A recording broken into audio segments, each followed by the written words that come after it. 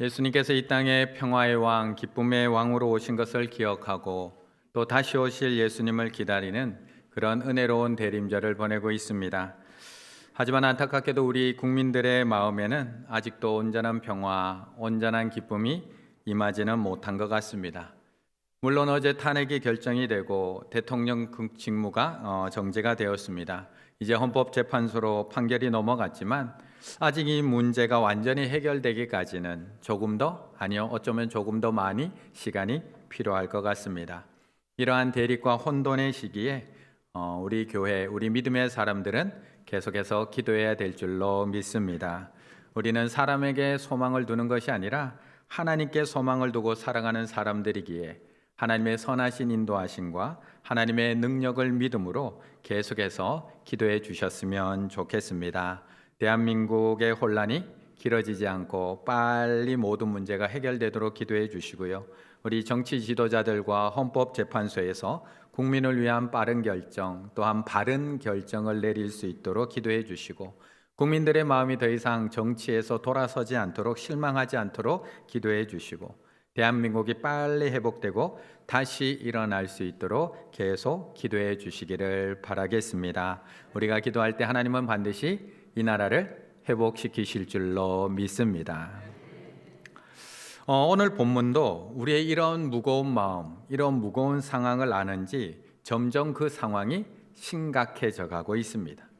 요한계시록 6장에서 시작된 재앙이 한 장 한 장 갈수록 그 강도가 약해지고 모든 것들이 평안해지는 것이 아니라 점점 강도가 더 강해지더니 오늘 본문 16장 7대접 재앙에 와서는 그 강도가 너무나 강력해지고 있는 것을 우리에게 말씀하고 있습니다. 1절의 말씀을 같이 한번 읽겠습니다. 1절입니다. 또 내가 들으니 성전에서 큰 음성이 나서 7 천사에게 말하되 너희는 가서 하나님의 진노의 7대접을 땅에 쏟으라 하더라. 아멘. 제가 12월 첫 주에 요한계시록 7장을 설교하면서 말씀드렸던 것처럼 요한계시록의 가장 중심 부분, 가장 중심에는 3대 7중 재앙, 3가지 심판 시리즈가 들어 있습니다. 예수님께서 하나님께 받은 그 두루마리에서 7개의 인을 뗄 때마다 재앙이 임하는 7인의 재앙, 이어서 7나팔을 하나하나 불 때마다 임하는 7나팔 재앙, 그리고 오늘 본문을 16장을 가득 채우고 있는 7개의 대접을 쏟을 때마다 부어지는 7개의 7대접 재앙. 그런데 이 3가지 심판과 재앙은 우리가 어떤 영화에서 보는 것처럼 어느 날 갑자기 한날 한 시간에 일어나는 단회적인 종말 사건이 아니라 2000년 전에 예수님이 오시는 그 초림의 순간부터 예수님이 심판주로 다시 오시는 그 재림 때까지 일어나는 일련의 사건들이라는 것입니다. 물론 예수님께서 재림하시는 그것을 기점으로 해서 최후의 심판이 이 땅 가운데 이루어지고 새하늘과 새 땅이 시작되게 되지만 지금도 우리는 그 마지막 때의 일련의 과정 속에 우리는 살아가고 있는 것입니다. 이 3개의 심판 시리즈를 한눈으로 펼쳐서 보면 이렇게 구성이 되어 있습니다. 먼저 7인의 재앙이 이렇게 하나하나 펼쳐집니다. 큰 전쟁에서의 승리와 끝없는 정복 전쟁이 일어납니다. 전쟁과 반란, 살인으로 인해서 평화가 붕괴되고 극심한 기근, 인플레로 인해서 경제 파탄이 일어나고 전쟁 기근, 수많은 사람이 죽어나가고 순교자들의 영혼이 하나님 앞에 호소하고 지진과 천체의 대혼란이 일어나서 악한 자들이 두려워합니다. 피 섞인 우박, 그래서 이렇게 해서 7인의 재앙이 이어지다가 마지막 7번째 인을 떼게 되면 7나팔 재앙으로 넘어갑니다. 그래서 7나팔 재앙 하나하나 나팔이 불 때마다 피 섞인 우박과 불이 땅에 떨어져서 식물의 3분의 1이 불이 탑니다. 불붙은 큰 산이 바다에 던져서서 바다와 배가 3분의 1이 소멸됩니다. 이렇게 또 6가지의 나팔 재앙이 임하고 7번째 나팔을 불게 되면 이제 오늘 본문 16장에 나오는 짐승의 표를 받은 자와 우상 숭배한 자들이 또한 독한 헌대가 생기기를 시작을 하고 바다가 피같이 변화되고 그 속에 모든 생물이 죽게 되고 그렇게 해서 마지막 7번째 번개 지진 우박으로 큰 성 바벨론이 멸망하는 것으로 마지막 대접 재앙까지 끝나게 됩니다. 이렇게 해서 이 표를 이렇게 한번 보시면 좋은 것이 이 표에서 보여주는 것처럼 이 세 편의 재앙들은 서로 따로 구성되어 있어 독립되어 있는 것이 아니라 각 시리즈의 마지막 재앙이 그 다음 재앙으로 연결되는 구조를 가지고 있으며 서로 계단 형식으로 편성되어 있는 독특한 구조를 가지고 있는 재앙입니다. 또 하나는 이것은 시간의 흐름으로 진행되고 있는 것이 아니라 앞에서도 지진 재앙이 나오고 앞에서도 천체가 혼란이 일어나고 또 뒤에서도 반복돼서 나오는 것처럼 이것은 단순히 시간의 흐름으로만 이어지는 것이 아니라 순환하며 반복적으로 이루어지고 있다는 것을 또한 보여주고 있습니다. 마지막 가장 중요한 특징 하나, 그것은 바로 갈수록 그 강도가 강해지고 있다는 겁니다. 갈수록 재앙의 강도가 강해지고 있다. 앞에서 표에서 보셨던 것처럼 두 번째 시리즈인 일곱 나팔 재앙에서는 우박과 불이 내려서 식물의 몇 분의 1요? 3분의 1이 불에 탑니다. 불붙은 산이 바다에 던져져서 바다의 생물과 배가 3분의 1이 소멸됩니다. 밤낮에 3분의 1이 어둡게 되고 황충이 5달 동안 사람들을 괴롭히고 내 천사와 2억의 마병이 사람의 몇 분의 1? 3분의 1을 죽입니다. 이 일곱 나팔 재앙을 통해서는 전체적인 모두를 죽이는 전체적 심판이 아니라 3분의 1 부분적 재앙과 심판이 이루어지고 있다는 것을 보여주고 있다는 겁니다. 그렇다면 오늘 본문으로 이어지는 이 일곱 대접 재앙은 도대체 얼마나 강력한 것일까? 이 재앙이 예고되고 시작하는 15장 1절이 이렇게 이야기를 합니다.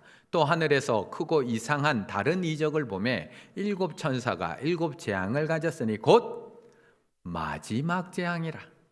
하나님의 진노가 이것으로 어떻게 된다고요? 마치리로다. 끝난다는 겁니다. 요한계시록 15장 16장을 이해하는 중요한 열쇠가 여기 있습니다. 다음 두 표현을 찾아보면 됩니다. 하나는 방금 읽었던 15장 1절에 나오는 하나님의 진노가 이것으로 마치리로다, 끝난다. 그리고 오늘 우리가 읽은 16장 본문 안에 있는 또 하나 되었다, 다 되었다 라는 단어입니다. 마치다와 이 되었다는 각각 완료 시제로 똑같은 단어의 헬라어를 사용합니다. 뜻은 하나님께서 한 번에 이 심판을 끝내겠다, 완수하시겠다라는 뜻입니다. 앞서 있었던 일곱인의 재앙, 일곱 나팔 재앙이 부분적 재앙이었다면 일곱 대접 심판은 최종적이며 모든 것을 끝내는 심판입니다. 따라서 이렇게 표현해 드릴 수 있습니다. 우리처럼 믿음의 눈을 가진 사람들은 이 재앙들을 볼 때 일곱인이 떼어지는 이 재앙을 보는 것에서는 하나님의 허용적인 뜻, 기회를 주고 계신다라는 것을 볼 수 있어야 됩니다. 두 번째 재앙, 한 일곱 나팔이 울리는 그 재앙에서는 변화시키고자 하는 너희들 빨리 돌아와, 너희들 빨리 죄의 문제를 해결해 라고 하는 하나님의 경고를 볼 수 있어야 됩니다. 마지막 일곱 대접 재앙, 이 대접이 쏟아지는 재앙에 대해서는 하나님의 인과응보적인 심판, 마지막 심판을 볼 수 있어야 한다. 이제 이걸로 심판 끝내겠다는 겁니다. 처음 시작한 일곱인의 재앙은 기회를 주는 것이라면 너희들 얼마나 무서운 줄 알아? 기회 있을 때 돌아와 라는 것이라면 일곱 나팔 재앙은 경고를 주시는 부분적 재앙이었다면 오늘 마지막 일곱 대접 재앙은 더 이상 기회가 없는 재앙, 전면적으로 내려지는 심판이라는 겁니다. 이제 이 일곱 대접 재앙이 끝나고 나면 악한 세상을 상징하는 바벨론은 멸망하게 됩니다. 지금까지는 이 재앙을 보고 두려운 마음에 어떻게 저 재앙이 나한테 내리면 이라는 마음으로 하나님 앞에 돌아오게 하기 위해서 하나님께서 때리시는데 강도를 조절하십니다. 횟수를 조절하십니다. 조절해서 회초리로 때리셨다면 지금까지는 이제는 더 이상 하나님이 시간 낭비하지 않겠다는 겁니다. 내가 충분히 기회 줬어. 충분히 경고했어.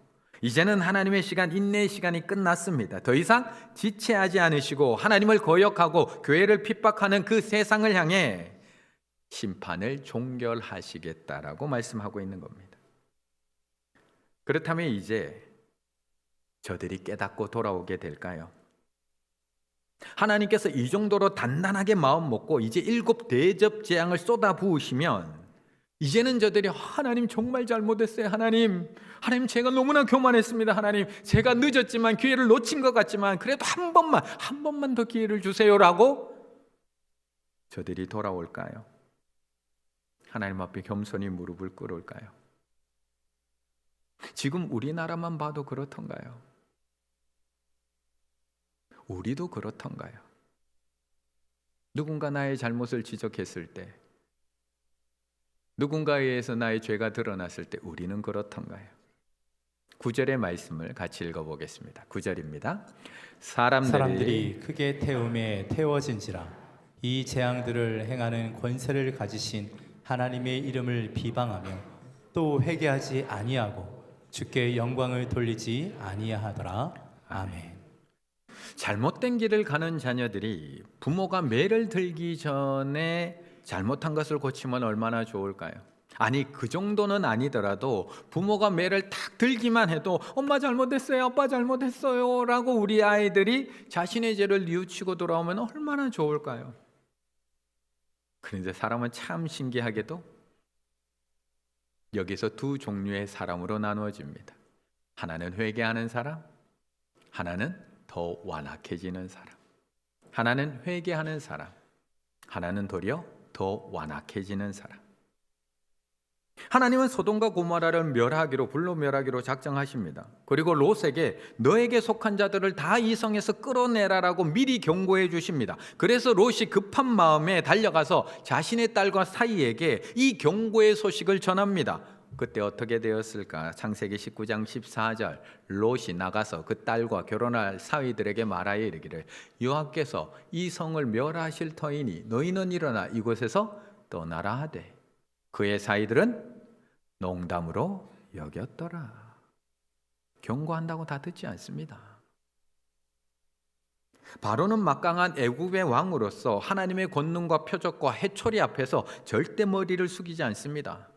오늘 본문에 나오고 있는 하나님의 재앙과 심판이 점점 강해졌던 것처럼 출애굽 당시에도 애굽을 향한 하나님의 10가지 재앙은 그냥 단순히 나열된 게 아니라 점점 커져가고 있는 것을 우리는 알고 있습니다. 하지만 바로 회개하지 않습니다. 그는 도리어 10가지 재앙이 점점 강해지면 강해질수록 그의 마음은 점점 완악해져 갑니다.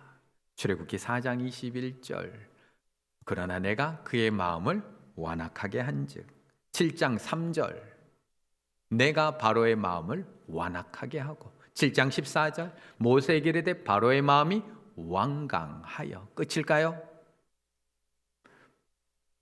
8장 15절, 8장 19절, 8장 32절 제가 다 나열해 드리지 못해서 장절만 보여드리고 있습니다. 9장 7절, 9장 12절, 9장 34절, 9장 35절, 10장 20절, 10장 27절 여호와께서 바로의 마음을 완악하게 하셨으므로 계속 완악해질 뿐입니다. 재앙이 강해지면 강해질수록 계속 완악해집니다. 마지막 장자가 죽는 재앙이 임할 때까지 바로는 하나님 앞에 자복하고 회개하고 돌아섰던 것이 아니라 점점 더 완악해져 갑니다. 그런데 오늘 본문에서는 이 땅의 마지막 날에도 이와 똑같다고 말씀하고 있는 겁니다.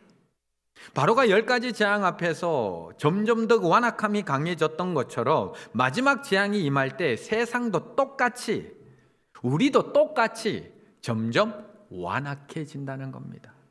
그래서 9절 사람들이 크게 태움에 태워진지라 재앙이 임합니다. 이 재앙들을 행하는 권세를 가지신 하나님의 이름을 비방하며 또 회개하지 아니하고 주께 영광을 돌리지 아니하더라. 여기서 끝일까요? 11절 아픈 것과 종기로 말미암아 하늘의 하나님을 비방하고 그들의 행위를 회개하지 아니하더라. 끝일까요? 22절 또 무게가 1달란트나 되는 큰 우박 재앙이 하늘로부터 사람에게 내리매 사람들이 그 우박의 재앙 때문에 하나님을 비방하니 그 재앙이 심히 크미러라. 우리는 우리가 생각하는 것처럼 하나님의 경고와 재앙 앞에 니느웨 백성처럼 옷 찢고 회개하지 않습니다. 모두가 다 하나님의 심판과 책망 앞에 다윗처럼 눈물 흘리며 침상을 적칠 것 같지만 우리는 그 재앙 앞에 그렇지 않습니다. 우리는 어느 쪽일까요? 우리는 어느 쪽일까요? 우리는 오늘도 우리를 책망함으로 주시는 하나님의 말씀 앞에 섭섭해하고 있는 것은 아닐까요? 아니면 겸손히 무릎 꿇고 있을까요? 우리는 하나님의 회초리 앞에, 하나님의 징계 앞에, 하나님 앞에 분노하지 않고 나의 죄악된 부분을 돌아보며 회개하고 있을까요? 나는 어느 쪽일까? 우리는 흥청망청이라는 단어를 잘 알고 있습니다. 흥청망청. 연말이 되면 사람들이 절제되지 못한 채 즐거운 마음으로 사람들이 모여서 막 즐겁게 노는 모습을 보면 우리는 흥청망청한다라고 이야기를 합니다. 이 흥청망청의 뜻이 무엇이냐? 흥에 겨워 마음대로 즐기는 모양, 돈이나 물건 따위를 마음대로 마구 쓰는 그런 모양들을 흥청망청이라고 이야기합니다. 그런데 이 단어는 조선의 10대 왕이었던 폭군 연산군 때 만들어진 단어라고 이야기합니다. 1494년에 송정을 이어서 연산군이 왕위에 오르게 됩니다. 그런 집권 초기에 국정을 잘 다스리며 성군이 될 듯 보였지만 어머니였던 그 패비 윤 씨의 죽음을 알고 난 이후에 그는 폭군으로 변화돼서 사람들을 막 죽이기 시작을 합니다. 여색을 밝히기 시작을 합니다. 특히 이 연산군은 여색을 많이 즐겼는데 얼굴이 예쁜 여자들은 다 데려가기 시작을 합니다. 제 아내가 이때 안 태어난 게 다행입니다. 큰일 날 뻔했습니다. 처음에는 100명 정도였던 그 인원이 나중에는 10,000명까지 이르게 됩니다. 의자왕은 유도 아닙니다. 전국 팔도에 미녀와 튼튼한 말을 구하기 위해서 채홍준사라는 관리를 따로 둡니다. 그것을 잡아오기 위해서 사대부의 첩이나 양인의 아내, 양인의 딸, 노비, 창기 닥치는 대로 예쁜 여자들은 다 징발해 가기 시작을 합니다. 그리고 그 기생들의 칭호도 바꿉니다. 기생이라 부르지 않고 운평이라고 부르기 시작합니다. 국군을 평안하게 만드는 존재, 운평이라고 이름을 바꿉니다. 그리고 대궐 안에 들어온 자들, 기생들을 또 이름을 바꾸는데 흥청, 개평, 속콩이라고 부르기 시작을 합니다. 이 흥청망청에서의 흥청이 대궐 안에 들어와 살고 있는 기생을 부르던 말이 바로 이 흥청입니다. 그리고 그 흥청의 뜻이 무엇이냐? 사악하고 더러운 것을 깨끗이 씻는다라고 좋은 이름을 붙여줬던 겁니다. 그런데 도리어 이 흥청으로 인해서 더러운 것이 씻어지는 것이 아니라 도리어 임금이 망하고 나라가 망하기 시작을 하는 겁니다. 이 흥청의 대표적 기생이 누구냐? 녹수 장녹수였던 것입니다. 나중에 이 1,000명이 넘는 흥청으로 인해서 나라의 국권은 바닥이 나고 임금은 주색에 빠져서 나라가 망하게 됩니다. 그래서 사람들은 흥청 때문에 이 나라가 망하게 되었다라고 해서 흥청망국이라고 부르기 시작하고 나중에 흥청망청으로 변화되었다라고 이야기합니다. 인사 나누시겠습니다. 흥청망청 살지 맙시다. 흥청망청 살지 맙시다. 그런데 이런 흥청망청한 연산군의 모습을 보고 아무도 그에게 잘못했다고 지적해 주지 않았을까요?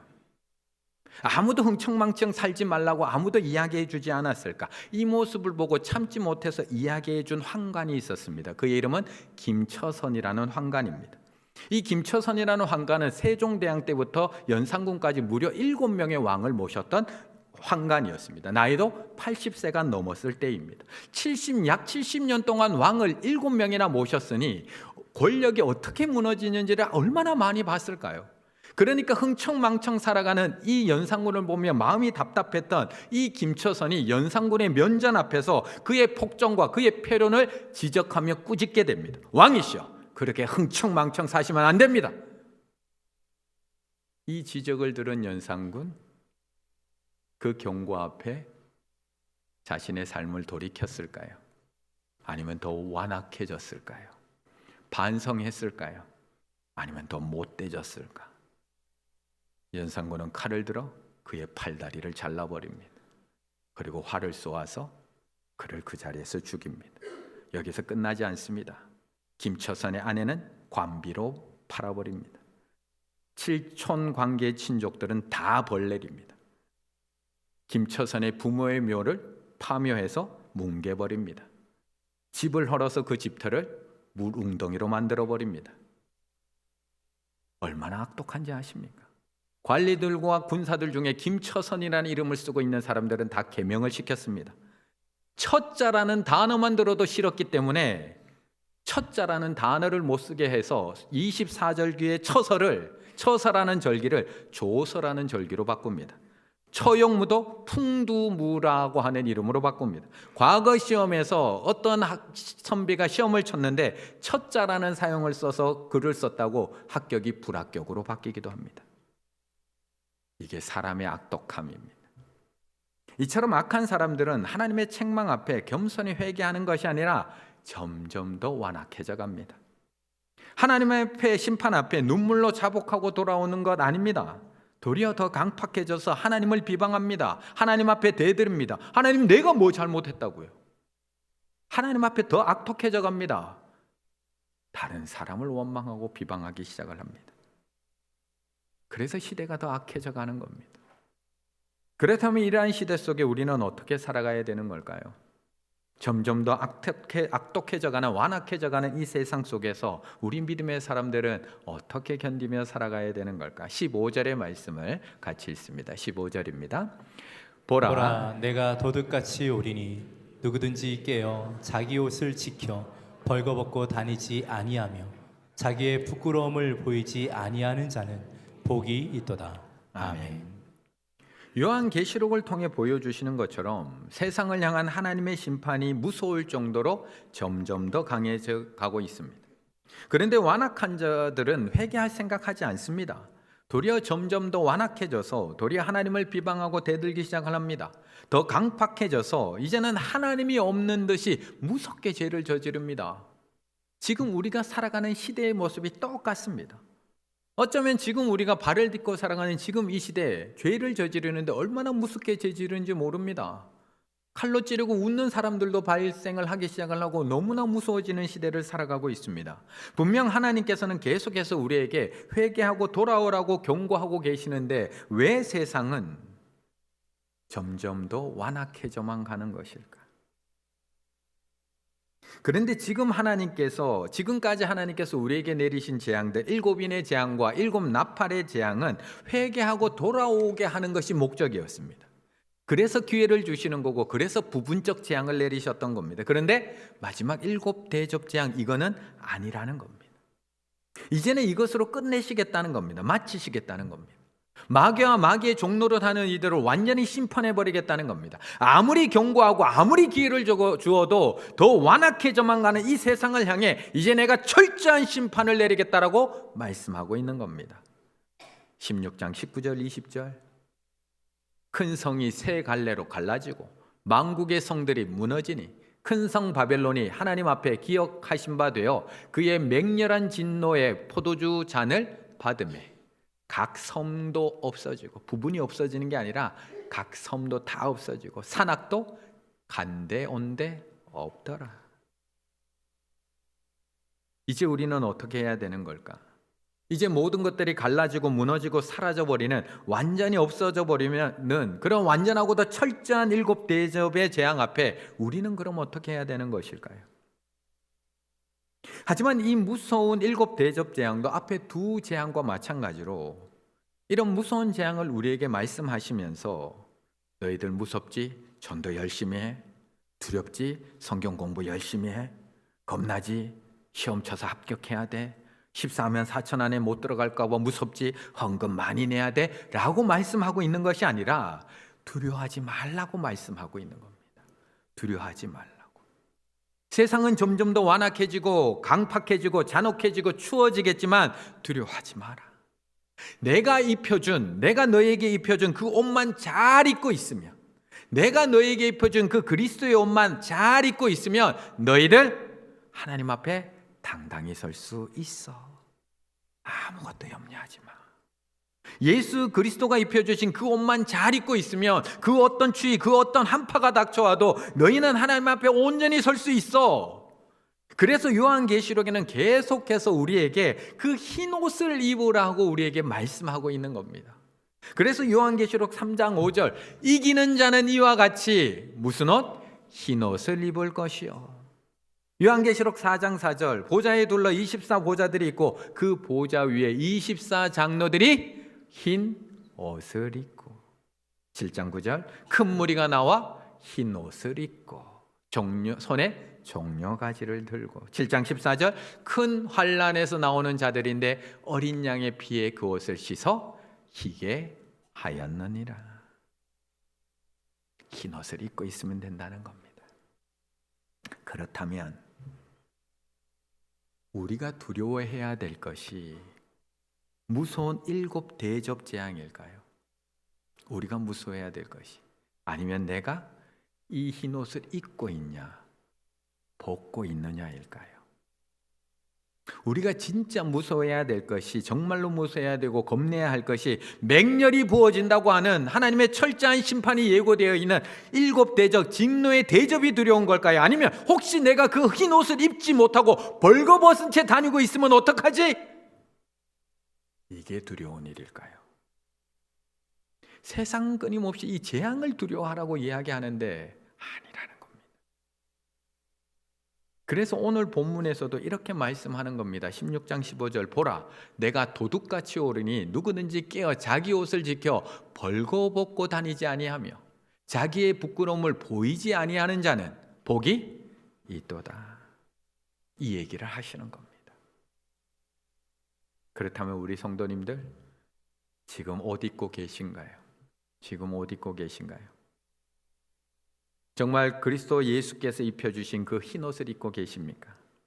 오늘 교회에 올 때 입었던 그 예쁜 옷 말고요, 멋진 옷 말고요, 주일마다 꺼내 입는 좋은 옷, 명품 옷 말고요, 어린 양의 피로 씻어주신 하나님의 자녀라고 하는 그 거룩한 옷을 지금 입고 계신가요?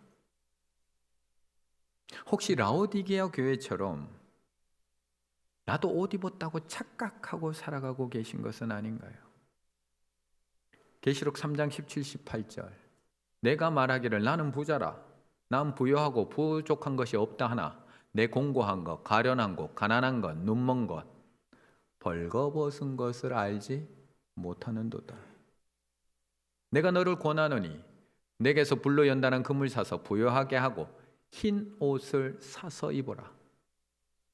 벌거벗은 수치를 보이지 않게 하고 안약을 사서 네가 진짜 지금 입고 있는지 벗고 있는지 보게 하라. 정말 입고 계신가요? 아니면 혹시 매일매일 갈아입고 계신 건 아닌가요? 아침 저녁으로 갈아입고 계신 건 아닐까요? 교회에 있을 때와 세상 가운데 있을 때 입는 옷이 지금 달라지고 있는 건 아닐까요? 예배 시간과 회사에서 근무하는 시간 옷이 달라지고 있는 것은 아닐까요? 주일과 주중 불타는 금요일에는 옷이 완전히 달라지고 있는 것은 아닐까요? 우리가 정말 두려워야 할 것은 장차 임할 무서운 심판이 아닙니다. 우리가 정말 무서워해야 될 것은 섬들은 사라지고 삶들은 없어지고 마지막 7 대접 재앙 아닙니다. 두려워할 필요 없습니다. 우리가 정말 두려워해야 될 것은, 점검해야 될 것은 내가 오늘도 예수 그리스도로 옷 입고 살아가고 있느냐, 이것이 두려운 겁니다. 내가 오늘도 예수 그리스도의 보혈로 씻어주신, 입혀주신 그 옷, 흰 옷, 예수 그리스도의 보혈로 깨끗하게 씻어주신 그 옷을 오늘도 믿음으로 잘 입고 있느냐라는 것입니다.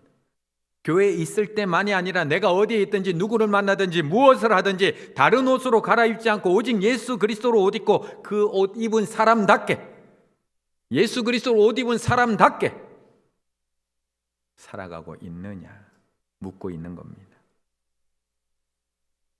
예수님은 천국에 걸맞은 그 그리스도의 옷을 우리에게 입혀주셨습니다. 다 입고 계십니다. 만약 예수님이 그분의 옷을 우리에게 주시지 않았다면, 입혀주시지 않았다면 우리는 죄 가운데 심판받는 수치와 고통을 고스란히 다 겪으셔야 됩니다. 그리스도께서 우리에게 그래서 새 옷을 입혀주셨습니다. 그 옷은 그리스도 안에서 얻은 새 신분에 합당한 흰 옷입니다. 하지만